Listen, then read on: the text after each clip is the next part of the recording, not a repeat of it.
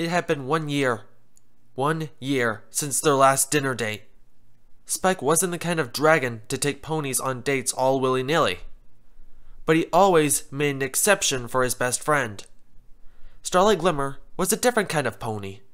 Sure, he had made great friends with Twilight and the others, but he had never understood anyone better than Starlight.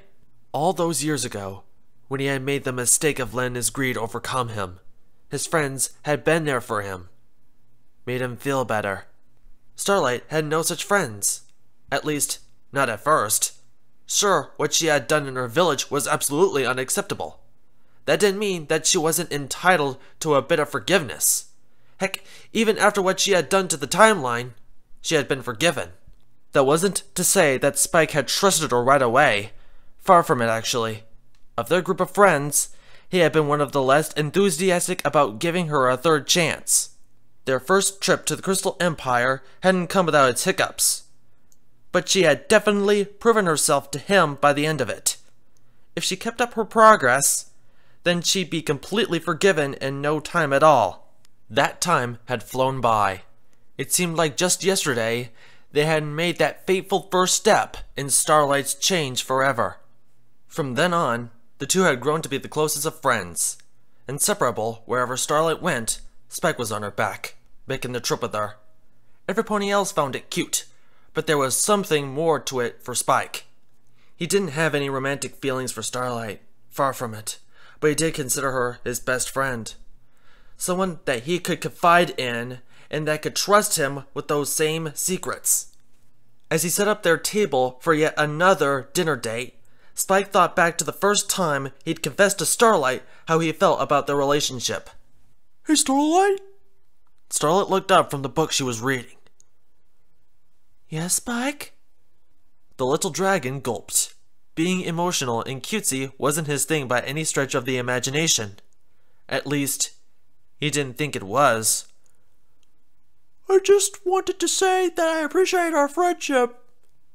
I appreciate it too, Spike. No! Spike blurted out without thinking.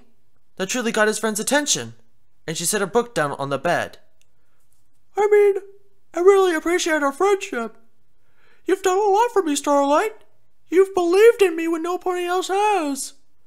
You've given me advice. Heck, you even vouched for me when I defended Thorax. Starlight cocked her head to the side a bit. Well, isn't that just what friends do, Spike? Yeah, I guess. But I mean, you're not just a friend. You're my best friend. Starlight blushed, a tiny smile gracing her lips. Thanks. Spike smiled back, a blush of his own developing. Hey, wait. Is that why you set your bed up next to mine? Starlight asked. The only reply she got was even deeper blush, and she giggled. That's alright. Your snoring honestly helps me fall asleep. Well, I just wanted to say that no matter what, I'll always be your friend, Starlight. And I'll be yours, she replied. Spike sat atop his friend's back, gently swaying as she trotted along the busy streets of Manhattan.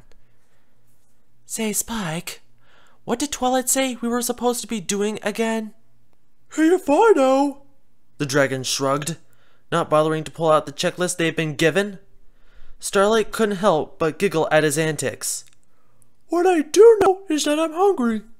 On cue, Starlight's stomach rumbled. You could say that again. I don't think I've had a decent meal since we got sent on this trip.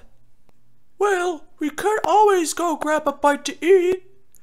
There's a lot of great restaurants in Manhattan. Well... Starlight put a hoof to her chin, thinking on it. I don't want to abandon the assignment Twilight gave me.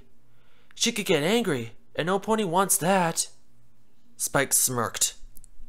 Twilight just wants you to make friends and better yourself. She didn't say you couldn't go out for a nice dinner once in a while. In fact, I bet she'd love that you were socializing. The newly reformed unicorn took a moment before finally deciding to give it a shot. Alright. Where do you recommend? Man, what I don't recommend, Spike laughed, tonight was going to be fun. That night had come to pass long ago. After he had dumped all the shards of glass into a nearby waste bin, he finally went back to take a seat at the table, making sure to bring a replacement glass with him. It was tradition that Spike would pour wine for the two before they began their meal. He had never broken that tradition, and he didn't intend to now. With a gentle splashing noise, Spike filled Starlight's glass up about halfway before moving to his own. When they were both sufficiently full, he cleared his throat. I'd like to make a toast to you, Starlight. You've always been there for me, and I promised you that I would always be there for you, too. Spike gently lifted his glass, taking a sip of the tart liquid. He had never been a huge fan of the drink, but he had done it for Starlight.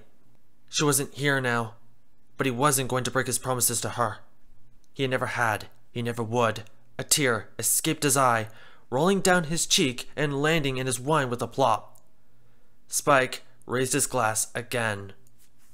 Here's to us,